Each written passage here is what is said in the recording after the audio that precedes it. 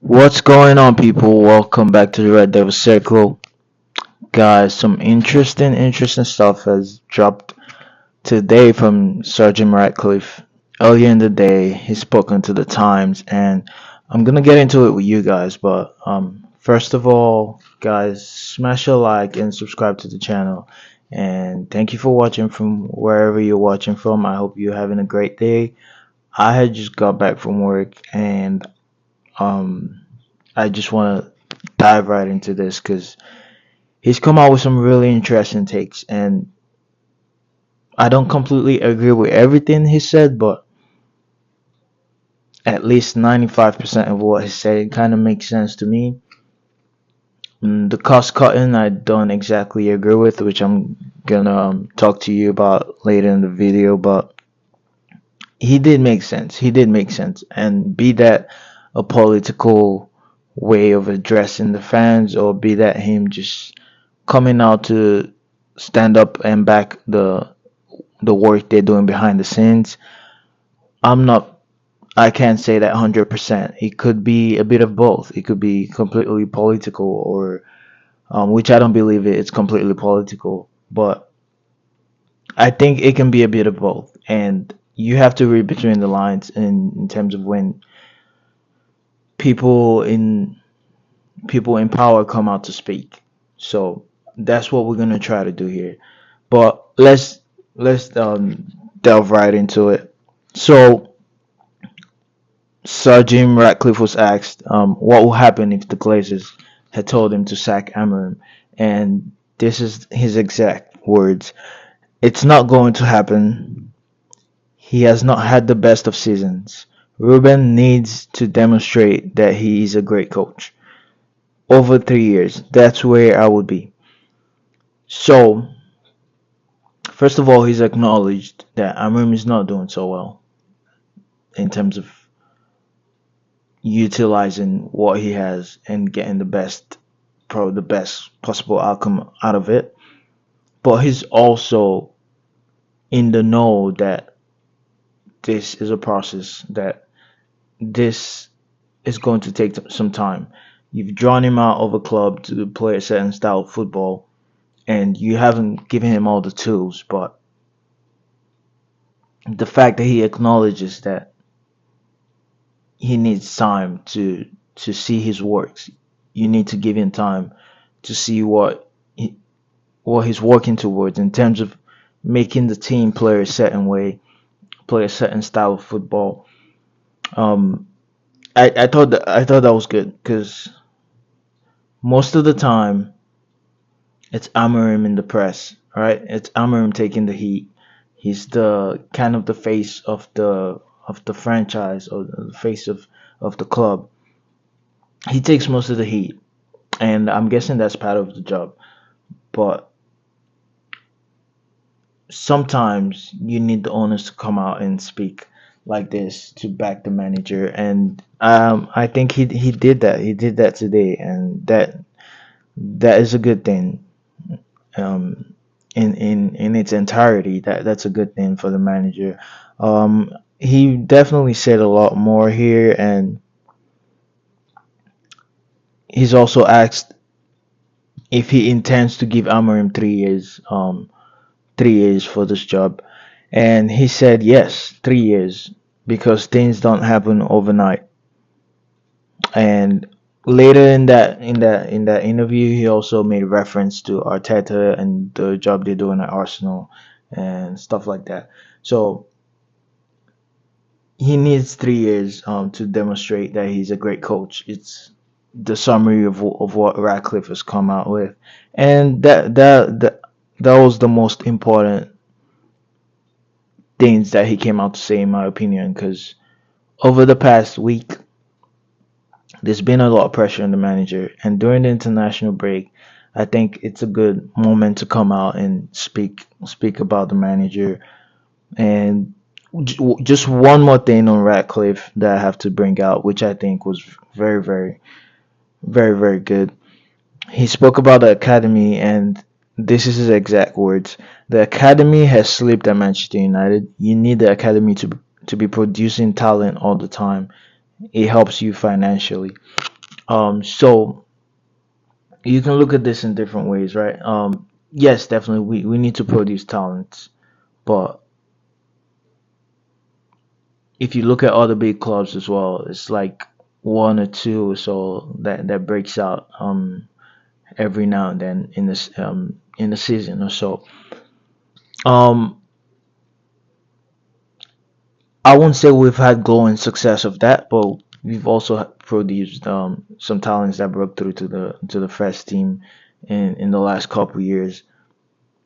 Um, it's good that we're actively working on that because it seemed like the amount of success we've had with the academy has dwindled over the years, considering it's something we're very well known for. But I don't like how he's brought out the financial aspect because at the end of the day, it's it's never gonna be like um we're not just gonna use a bunch of talents from the academy. Not all the talents are gonna be successful, is what I'm trying to say. You might have one or two breakout, but you can if you're bringing out the financial aspect, you still have to spend, and I hope that's not lost on him.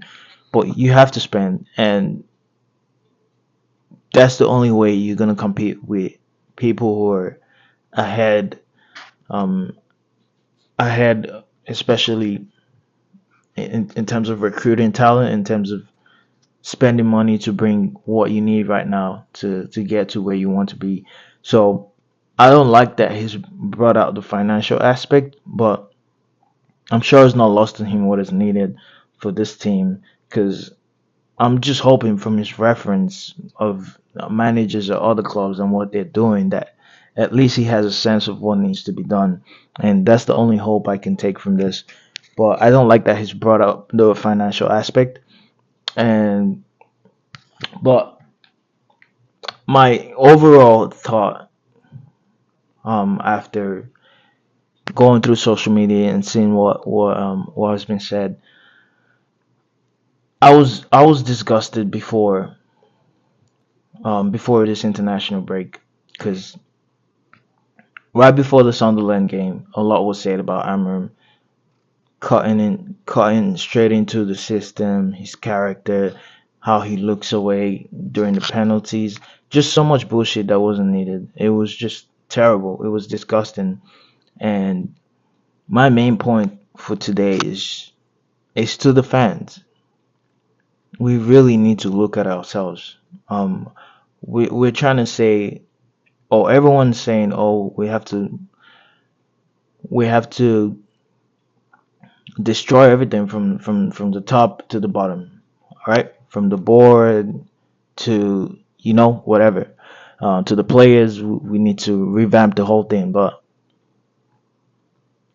we never seem to ever look at ourselves and see how we're contributing to this shit. Because we are contributing to our failures if we really want to be honest about it. I saw something McTominay said in an interview he did. I think it was yesterday. It came out, and he was just speaking glowingly about how the Napoli fans, their support pushes you through the game every game, and he's only played for Manchester United, so for him to speak so glowingly about the Napoli fan support in contrast to Manchester United. And I also saw from a player that played in the Premier League, I can't remember his name now, that's playing in the Bundesliga, also speaking about the fans, about how loud they get. And it's not about being loud, but it's just about the support. Like McTominay had said, like their support pushes you through in every game. And I've never been to a game, but my point is we we need to assess the way we support this team because every time we want to jump on the manager and digest whatever the media is feeding us, we lose sight of the fact that we're in a process that could put us in a better situation than people around us. We're building something here. We're building something, and results still matter. Results still matter. It's not lost on Jim Ratcliffe. It's not lost on Amorim. They've repeated this so many times. Results still matter. But when Amorim came here, he said, "Look, we need to make the system work." He's not gonna change the system. Um, this system was played very well in Sporting, and it delivered results. And we're not even 10 games into the season, and people are asking for that for the manager's head on the platter. And it just doesn't make sense to me. And before the Sunderland game, everyone's calling for the manager's head. Everyone wants to pick his team for him. You need to access the way you support this team. You need to access the way you support Manchester United, because at the end of the day, you're helping the media push agendas against the manager, who obviously is taking all the heat. Um, you got people like Ahmed deleting social media. Um, People want to say, "Oh, in my time, we did this, we did that, we pushed through criticism and whatnot." These are different times. No one gives a shit what your time was like. But in terms of supporting the team, you need to be you need to be there for the players. You need to be there for the manager. You need to understand. You need to move as a unit. So it's not enough for you to say change everything from the top up, from the top to the bottom. If we're working on something from the top, you we have to correspond as well as a fan base. Um, and I don't see the support when we're after 6 games into the season. You're asking for the manager's head when we've seen some good stats that show improvement, and we've also seen that our mentality can be really shit, and that we still have players who probably shouldn't be playing for the club, but we haven't financially been stable enough to get rid of all the deadwood. You can see there's a vision there, and Amorim might not always make the best decisions. Sometimes his selection can piss me off as well, but you need to give him the space to. He is not lost on him that results are equally as important, and he can always lose. But if you don't give him the space to see who's gonna let him down and who wouldn't, if you don't give him the space to and the trust of his players in terms of saying, "Oh, look, you're gonna play off merit," if you don't give him the space to make those decisions, we're not. And then you're asking for the manager's head. We're not gonna see the end of the process. We're not gonna even see the middle of the process. We're not gonna see this team getting better. We're not gonna see what could have happened positively with this manager if we've given him the time. Um, we as a fan base need to be held accountable as well. And in terms of supporting the team, I don't think we're doing enough. We get talked about the most in the media.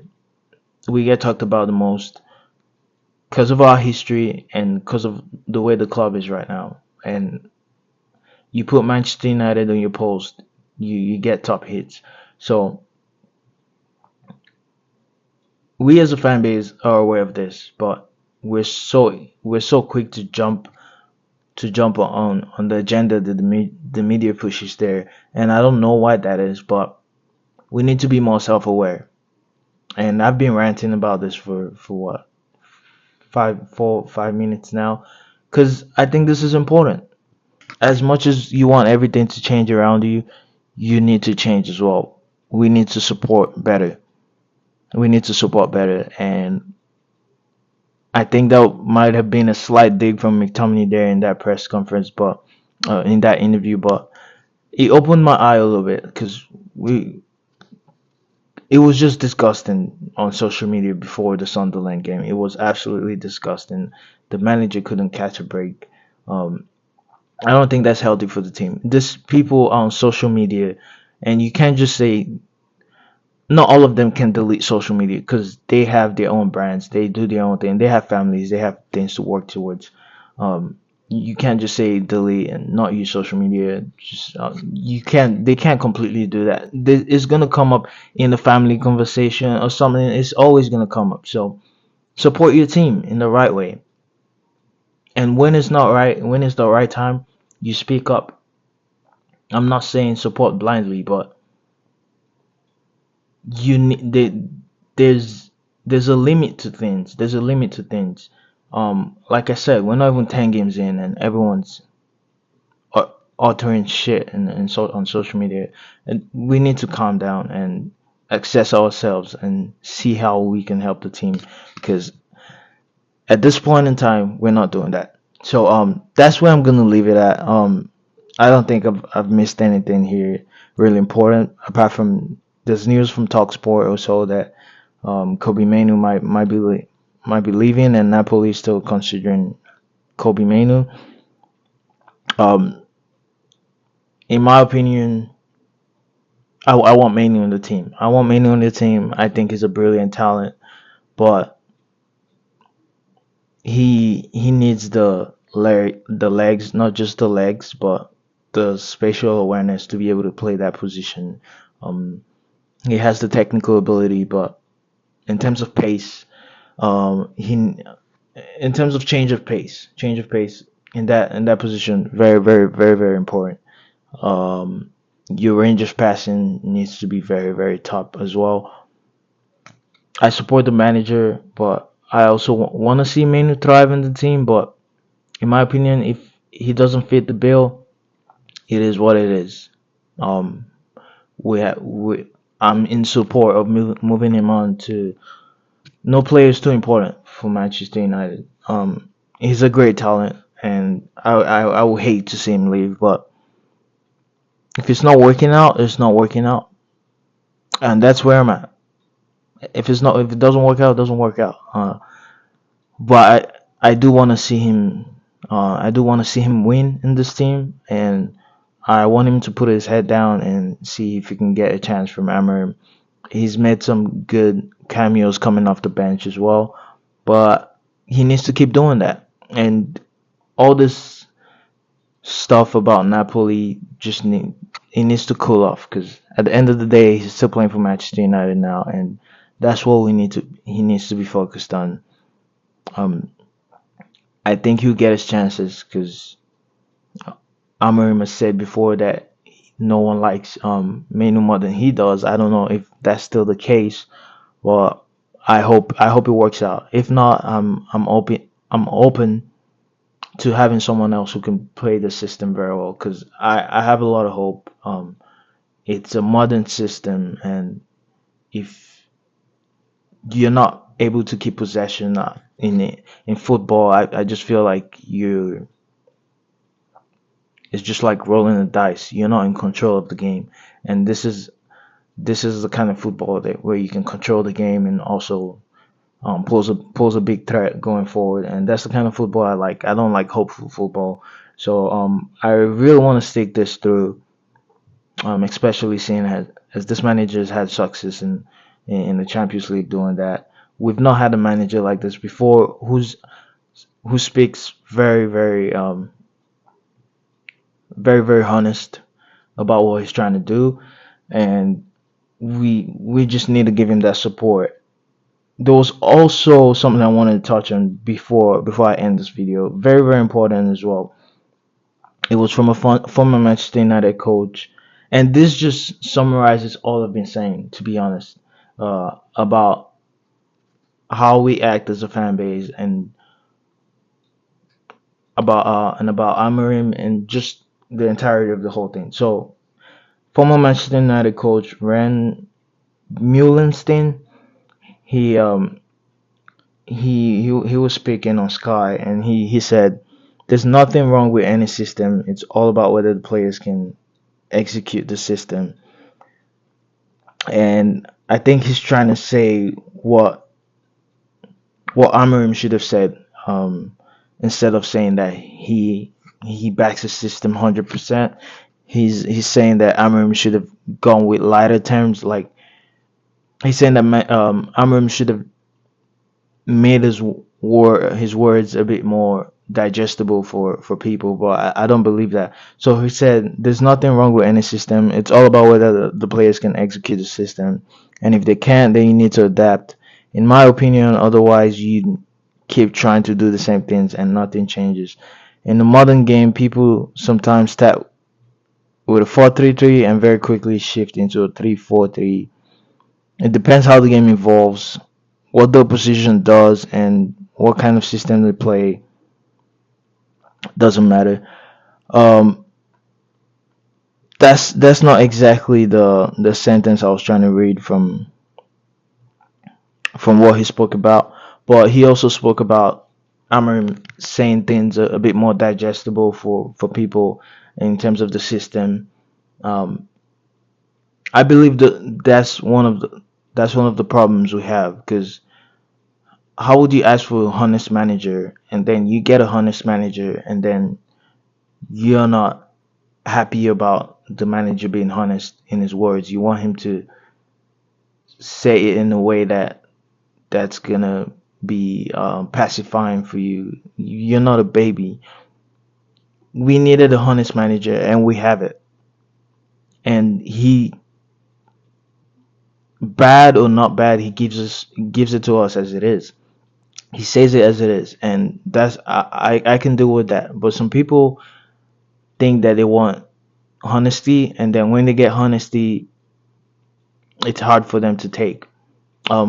We gotta choose what we want. We gotta choose what we want. It doesn't make sense. I'm so pissed that I can't find the direct quotes on that one, but um yeah, we're gonna leave it at that because this video has gone on way too long, 22 minutes. I wasn't expecting to push 22 minutes on this video, but thank you guys for watching. Enjoy the international break. There's gonna be some good games, really good games. In during the international break, I'm definitely looking forward to watching Portugal because I'm a Ronaldo fan for a long time. I really want to see him lift the World Cup. Um, Probably wouldn't be watching England. I'm not gonna be watching a lot of games in the international break, but I'll definitely look at some and probably most definitely go through a game against Sunderland again because I want to see how we can build on that, and I hope to talk to you guys about more interesting things in the future. Thanks for staying on, and I'll catch you guys on the next one. Peace out.